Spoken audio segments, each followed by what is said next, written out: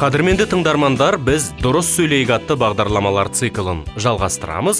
Енді біз сөйлемді дұрыс құрамау туралы әңгімелесек, Анар ханым. Бұл ауызша сөздің түрлі формаларында кездесетін қателердің бір түрі. Біз осы уақытқа дейін Самат екеуміз ауызша сөздегі қателер туралы айттық қой, енді оның әртүрлі типтерін айттық. Біреу дұрыс сөзді таңдамаудан болады дедік, біреу сөздерді дұрыс нормаға сәйкес дыбыстап айтпаудан болады дедік. Ал енді мынау сөздерді дұрыс құрамау, бұл өзі кез келген тілдің сөйлемдегі құрылысы ерекше болып тұрады. Орыс тіліндегі сөйлемдердің құрылысы былай басталады. Бірінші, сөздің иесі туралы немесе субъекті туралы әңгіме болады. Одан кейін сол субъектінің істеген қимылының атауы тұрады. Мысалы, я пошел сегодня в школу. Ал енді осыны қазақшаға аударсақ, мен бүгін мектепке бардым дейді. Мен деген орыс тіліндегідей субъект бірінші басталып тұрғанымен, оған қатысты атқарылған қимылды білдіретін бардым деген етістік орыс тіліндегідей екінші тұрмайды. Ол анау сөйлемнің аяғына барып орналасады. Осы бір тілдің тәртібін санасына сіңіріп үлгермей қалған, тілді жаңа үйреніп жүргендер, немесе үнемі орыс тілді ортада орысша сөзді естіп үйренген қазақтар осы бір қатені көп жібереді. Рас айтасыз, мен кейде естіп қалып жатамын, мен ойлаймын деп айтады. Бұл орысшадан тікелей аударыла салған сөз сияқты. Мен ойлаймын дейді да, сосын ары қарай өзінің не ойлайтынын айтады, иә? Дұрыс, осы нағыз синтаксистік құрылымды түсінбегеннен болған қатеге жатады. Мысалы, мен ойлаймын, бүгін жаңбыр жауады дейді. Мен бүгін жаңбыр жауады деп ойлаймын деген құрылымды осылай келтіреді. Дәл осыған ұқсас, мынандай да құрылым бар. Мысалы, Самат айтады, бүгін бағдарлама болмайды деген құрылымда, осындай тіпті жастардың арасында да, былай қарасаң, қазақ мектебінде оқыған балалардың арасында да осындай құрылымдар таралып бара жатыр, бір түрлі қызық, құлаққа қызық естіледі. Ал енді ол Самат бағдарлама болмайды деп айтады деген конструкция ғой енді.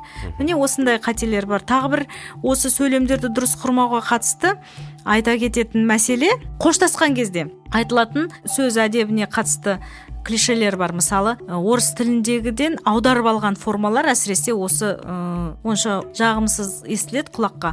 Кездескенше, жүздескенше деп сөйтіп аяқтап қоштасып кете береді. Ал қазақта кездескенше күн жақсы деген оның толық формасы бар.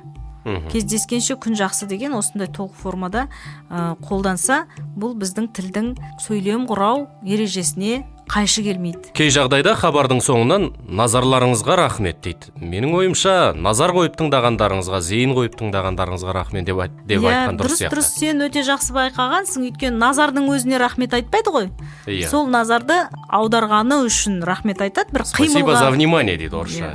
Орыс тілінде солай айта береді. Өйткені орыс тілінде внимание деген сөз бір жағы етістік болса, бір жағы сол етістікті орындаған қимылдың да атауы. Ал бізде оны назар қойып тыңдағандарыңызға, назар салғандарыңызға деген міндетті түрде қимылды білдіретін сөзді қосу керек. Өйткені рахметті сол қимыл үшін айтып тұрсыз сіз. Назар деген абстрактылы ұғымға айтып тұрған жоқсыз. Осы міне осындай қателіктерден абай болған дұрыс болар еді. Содан кейін мынандай да бір құбылыстар байқалады. Енді оны қазіргі ауызша сөздің барлық иелерінде үрдіске айналды деп айта алмаймыз. Дегенмен тілді жаңа үйреніп жүрген тіл үйренушілердің тілінде мен деген есімдікті бас артық қолдана беру байқалады. Енді ол да орыс тілінің әсерімен деп айтамыз. Себебі орыс тілінде есімдік я деген есімдік қолданғаннан кейін, әсіресе өткен шақта, оның етістігіне қарап, оның бірінші жағын ажырата алмаймыз. Мысалы, я пришел, ты пришел, он пришел. Пришел бір ғана сөз, ал оның қай жақта тұрғанын біз алдында тұрған есімдіктен білеміз, я, ты, он дегеніне қарап бірінші жақ па, екінші жақ па, үшінші жақ па ажыратамыз. Сондықтан о жерде сіз есімдікті қолданбасаңыз, қай жақта сөйлеп тұрғаныңыз анық болмай қалады. Енді осыны әкеледі де қазақ тіліне әкеліп сала береді. Мысалы, мен келемін, мен айтамын, мен сосын барамын, мен сізді көремін деген, мысалы, осы бірінен кейін бірін орындалатын қимылда мен деп бастай береді. Ал оны менді алып тастасаңыз да, сіз өзіңіз туралы, яғни бірінші жақта сөйлеп тұрғаныңызды көрсететін қазақ тілінде көрсеткіш бар. Мын деген жіктіктің жалғауы. Мысалы, мен барамын, сосын сізбен кездесемін, сосын көремін деп менді қолданбай-ақ та айта беруге болады. Барамын, көремін, кездесемін. Басында ғана бір рет айтып, содан кейін қалғанын ол жалғаулықтан ақ белгілі болып тұрады. Бұл енді тіл үйренушілер үшін қажет кеңес болар, ал енді қазақ тілінде сөйлейтіндер бұны жақсы түсінеді, сезінеді. Жақсы, Анар ханым, түсінікті. Көп рахмет.